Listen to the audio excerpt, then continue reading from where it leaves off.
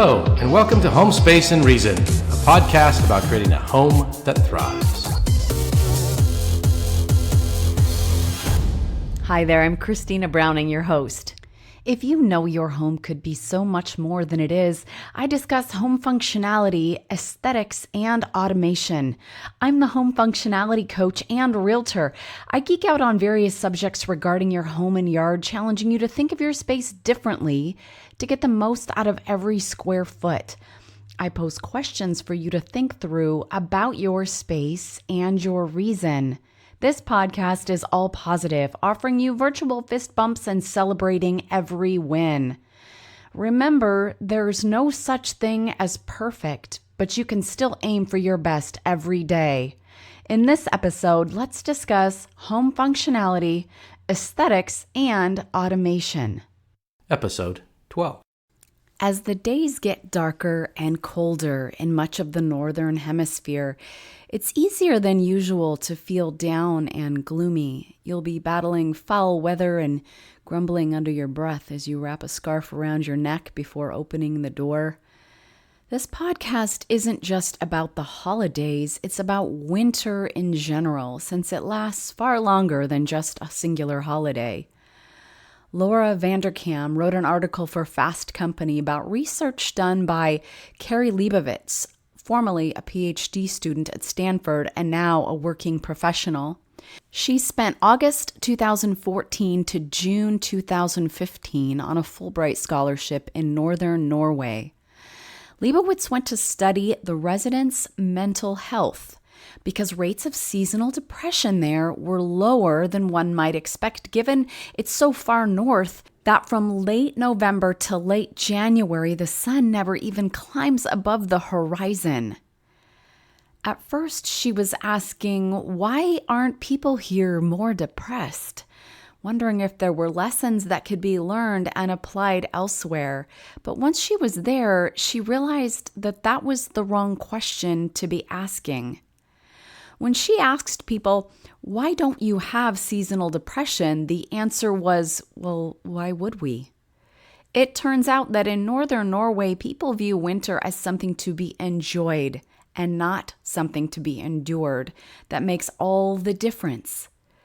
Small Norwegian communities are tightly knit, and strong social ties increase well-being everywhere, no matter where you live. But there's a lesson to be learned here that can help anyone think differently about cold weather. What I've learned through this article is Norwegians celebrate the things you can only do in the winter. People looked forward to the ski season. Getting outside is a known mood booster, and so Norwegians kept going outside, whatever was happening out there. I love this so much. There's a saying that there's no such thing as bad weather, only bad clothing. I think I'm going to have to use that again. Norwegians also have a word, koselig, that means a sense of coziness. It's like the best part of Christmas without all the stress. Why don't we have a word like this in English? Cozy doesn't quite tell the whole story. People light candles, they light fires, they drink warm beverages and sit under fuzzy blankets. There's a community aspect to it too. It's not just an excuse to sit on the couch and watch Netflix. There are plenty of festivals and community activities creating the sense that everyone was celebrating winter together. There's so much to be learned from this. They seem to be enamored with the sheer beauty of the season. Leibowitz noticed that one of the things we do a lot in the States is we bond by complaining about the winter. It's hard to have a positive wintertime mindset when we make small talk with each other by being negative about this time of year. Next time you catch yourself wanting to complain, try a positive spin. I love that I have the chance to wear these boots. These are my favorite boots. Perhaps you can talk about how the cold gives you a chance to drink some decadent hot chocolate or ice skate. Perhaps it finally gives you time to practice the calligraphy you've been longing for time to learn. If it's important, you'll make time for it. And this time of year, it's especially lovely to be indoors too. Bundle up and go for a walk outdoors, knowing that you'll likely feel warmer and happier after just a few minutes. Better yet, go with a friend. Mindset research is increasingly finding that it doesn't take much to shift one's thinking. It doesn't have to be this huge, complicated thing. You can just consciously try to have a positive wintertime mindset, and that might be enough to induce it. One thing I often hear during the summer is we've been running around so much, concerts in the park, summer vacation, and yard work. I just haven't had time to stay still long enough to... What? Fill in the blank here. Tackle learning calligraphy like I've wanted to, try some new recipes in my Instapot, knit, or organize my closet. Transport yourself mentally back to summer. What were you thinking you needed to do but didn't want to spend the extra time indoors to do it? Celebrate that you have time now. Embrace the day as time to recharge and reconnect with people you love. Gardening tends to be an activity reserved for spring and fall, but during the winter you can focus on your indoor plants. Are they in the right planter, or have they outgrown it? Do they need a grow light? If you haven't listened to podcast number 6 yet about windows and lighting, you'll want to check that out. So many good things to think about that involve bringing more light into your home, which also directly affects your mood. Are you leaving to visit relatives for a stretch of time this November or December? Save up to 10% on heating costs by lowering your thermostat while you're gone by 10 degrees. Also, completely shut down and unplug things while you're gone to decrease the pull on those outlets. And then let us count our blessings. Sledding, skating, snowshoeing, skiing, snowmobiling, and snowboarding are all things that are typically not enjoyed without winter, so let's appreciate this most wonderful time of the year. January and February are a great time to implement family cook night. Cook a meal as a family with each member in charge of a different course, or if the kiddos aren't quite old enough for that yet, at least everyone can chip in and stir, add things to the pot, etc. Cut down on your oven's energy consumption by using the oven light to check on food instead of opening the door. You'll maintain the correct temperature and minimize your oven having to reheat itself. Now let's shift gears a bit and talk about finding all the gift bags that came into your house over the past year and seeing how many of those might be in colors you can upcycle for this holiday. If you've gotten Amazon gifts in past years that came wrapped, I'm using air quotes here, you know that these bags shouldn't go into a landfill, but are the easiest thing ever for reuse. This also cuts down on time wrapping with paper and the waste from it. $970 million in gift card cash went unused in 2015 alone, which is the most recent year I could even find statistics on it without spending way too much time. Since 2005, some $45.7 billion has been floating around in unused gift card balances. And now for questions to ask yourself about your home space and your reason. Question number 1, where do you keep your gift cards? Find them, put them in a pile, and assess what you will actually use, and perhaps even use some for this season's holiday purchases. I recommend actually putting them in your purse or wallet where your money is, or your debit card is. So when you thoughtlessly grab for it to pay for the next thing, you're reminded it's there to use it instead. If it's for a specific store, plan to go there with this in your pocketbook with a strategy on what you need and how you can use it once and for all. The statistics are staggering about how much money is just sitting on unused gift cards, probably in your junk drawer. Neiman Marcus was the first to sell the plastic gift cards we use today, but they didn't advertise and display them. It was actually Blockbuster who first displayed them in stores. Remember them? The next big gift card seller was Starbucks, who in 2001 introduced cards that worked more than once. Number 2. What is the one main thing on your to-do list that you dread the most about the holidays? One long day of baking? Whatever it is, who can you call right now and set a date with to do this activity with you? Invite them on the premise that the holidays are supposed to be about spending quality time with one another, and this thing I have to do shouldn't be something I dread, so I want to spend it with someone I enjoy and turn it into a happy thing. If you are baking, have them come bake with you, make double batches, and split all the goods at the end of the day. If it's making Chex Mix, maybe invite them over after you Christmas shop and do a combination gift wrapping and Chex Mix session, getting gifts wrapped while the Chex Mix is roasting. Say that 3 times fast. You get the point here. Take a negative, strategize on how you can turn it into a positive, and put the plans in place to make it happen. Number 3, potluck it in a classy way. I want you to remember 3 things here. Simmering pot, main dish, and hors d'oeuvres. That's it. That's the key to hosting and stressing less. Smells have a stronger link to memory and emotion than any of the other senses, and the smell everyone will remember is the one simmering in your home all day. Bring the woodsy smell of a winter forest into your home by slowly simmering pine needles, berries, and cinnamon in a crock pot without the lid. Food. Stop stressing here. There are easier ways. Make the one main dish and ask everyone to bring the sides or desserts, etc. I think it's extra fun to make a thing out of it. Aunt Sue, what are you most known for? What dish is your jam? Have her bring that, possibly even every year. Make it like a "this is my jam" potluck, focusing on the dishes everyone has worked to perfect and tweak year after year. If you set up your potluck menu around the things each family member is most proud of, the cooking duties are spread out, and you can look forward to tasting your way through and talking about everyone's specialties. I get it, you want to have food setting out for people to graze as they show up. So set out an antipasto platter for hors d'oeuvres because it's an elegant and hassle-free way to impress a broad crowd of people.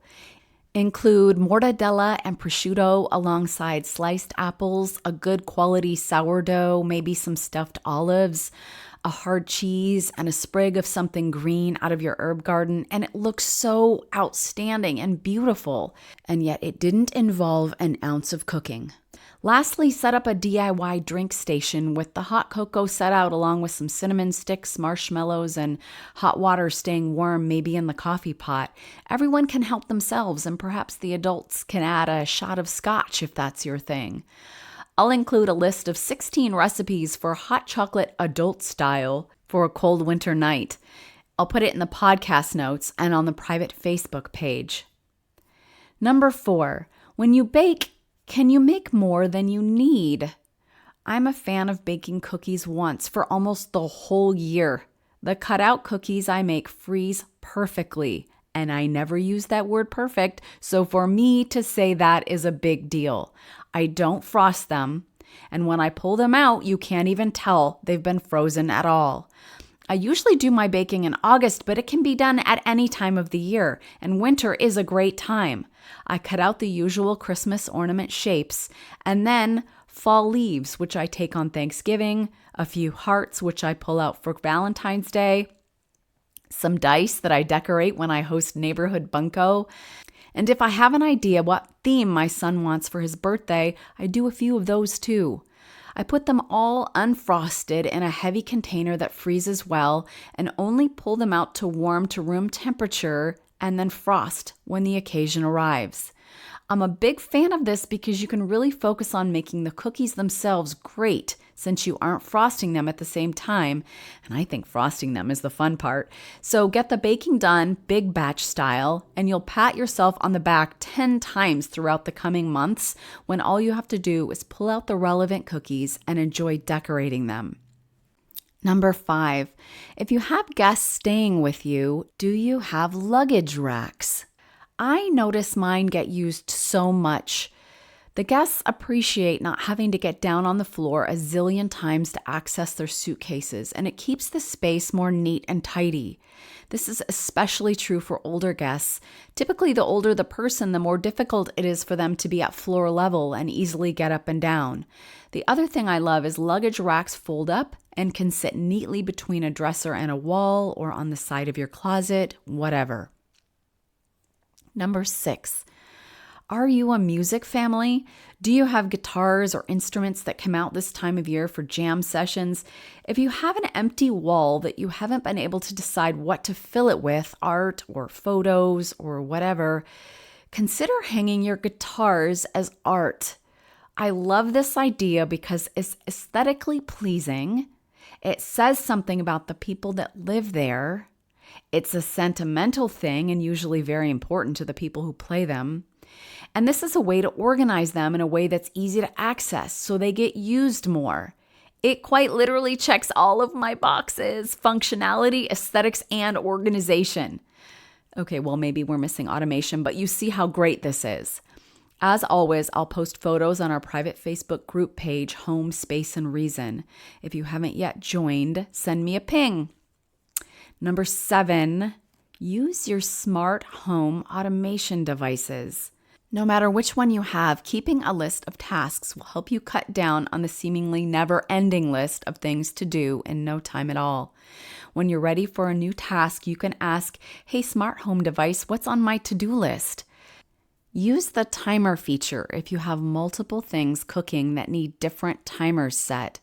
You can ask, for example, for it to set a potato timer for 15 minutes or a roast timer for an hour and a half, and then find out how much time is left by using the name in your inquiry. The microwave can't do that, just saying. You can ask your smart home device, "Where does Santa Claus live?" or to read "'Twas the Night Before Christmas."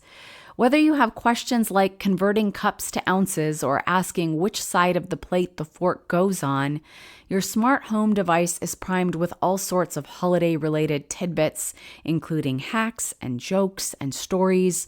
Both can give you updates on Santa's location.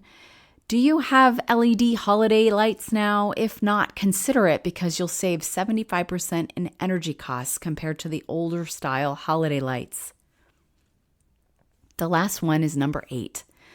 One last bit of technology. Download the Hello Vino app so when you're at the store searching for just the right bottle of wine, you could snap a photo of a wine label and get taste details, pairings, and ratings from professionals. It takes all the guesswork out of choosing just the right bottles. It uses artificial intelligence to learn about your wine preferences as you rate your favorites. The app will make new wine recommendations based on your activity and settings. Genius. Yes, have so much fun enjoying that wine, but let's also be aware that winter is the time most house fires happen. So let's put on our "let's be responsible grown-ups" hat for a minute. It's the time of year when the furnace is working hard and we're building fires in our fireplaces. We are also more likely to have our homes closed up, so carbon monoxide is a much bigger hazard. Check out all of your smoke detectors to make sure they're working and that they have good batteries. If your home is not equipped with carbon monoxide detectors, consider getting some. Carbon monoxide is an odorless, colorless, and toxic gas that claims almost 430 lives a year. When I was little, my family almost died from carbon monoxide poisoning in our home from a faulty furnace. This was in the 1970s, before carbon monoxide detectors were a thing. Luckily, my parents noticed that every time we left and spent time on my grandparents' farm, we would start to feel better. But when we came home, we got more sick. It's a byproduct of burning carbon fuel like the natural gas in your stove and the gasoline in your car. Even small doses of carbon monoxide can cause permanent damage or death, so we were lucky. Carbon monoxide is deadly because it's so hard to detect without a carbon monoxide sensor, so at least get one. If not even a couple, place them near your bedrooms. The cost is minimal, between $20 and $40. If you have one or a few already, don't assume the batteries are good. Check them. Your lives are worth it. How many touristy things are right near where you live, but you've never been to them? I find this happens often. People might travel across states to visit the place, but you live in the same town and you've never been. Put it on your list if it's indoors and enjoy it this winter. I just did a podcast on the homes of famous historical figures. If you live by any of these, this is a wonderful time to go check them out. Do you listen to books? I understand the desire for the tactile physicality of a book and the pleasure of sitting down with one to read, but there are so many times you can enjoy an audiobook that you can't a physical book, so do both. Perhaps the commute isn't the only time they come in handy. What about on a walk or at the gym?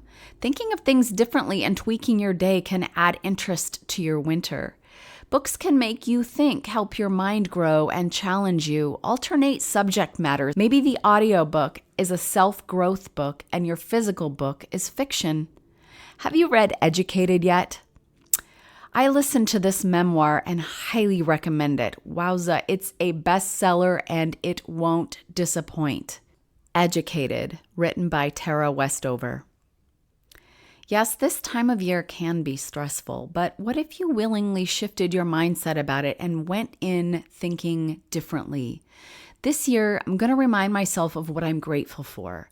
I'm going to intentionally buy less and gather with my friends more, but not in a stressful, must-have-the-house-perfect kind of way. In Norway, the prevailing sentiment is that winter is something to be enjoyed, not something to be endured. It's the cozy time of year, for goodness sake, and that means pleasure. Did you know you can hire me no matter where you live? If you're really stuck on what to do with one particular space in your home, I have consultations open now via FaceTime. Check out my website, spaceandreason.com, and click on the link Imagine.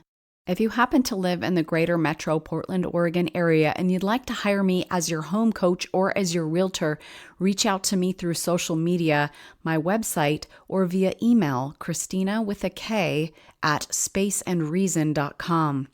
If you enjoyed this show, please give me a shout out by rating the episode. I wish ratings didn't matter, but the platforms either recommend this podcast or not, based on your ratings or lack thereof. Follow me under the handle at Space and Reason on Instagram and tag me in your winter posts. Thanks for spending your valuable time with me. Tell your friends and spread the word about creating a home that thrives.